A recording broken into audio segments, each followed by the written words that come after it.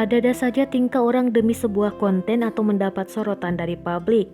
Salah satunya seperti yang dilakukan oleh seorang wanita yang videonya baru-baru ini meramaikan sejumlah media sosial. Wanita ini berhasil menarik perhatian publik hingga emosi melihat tingkahnya. Bagaimana tidak, wanita tersebut dengan sengaja mencicipi minuman dalam kemasan botol di sebuah minimarket, lalu menyimpannya kembali ke dalam kulkas. Video tindakan tidak terpuji yang dilakukan oleh wanita ini pun tersebar di sejumlah akun media sosial seperti di Instagram. Salah satu akun yang ikut membagikan video aksi wanita ini ialah akun Instagram @undercoverid pada Selasa 2 Februari 2021. Seperti tampak dalam unggahan video tersebut, wanita itu dengan tersenyum mengambil satu botol minuman yang sudah disusun rapi dalam sebuah kulkas minimarket.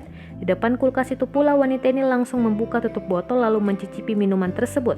Usai mencicipi sedikit minuman tersebut, wanita ini lantas menutup kembali botol air kemasan tersebut, lalu dikembalikan lagi ke tempat semula. Usai melakukan aksinya, wanita ini pun pergi sambil tertawa.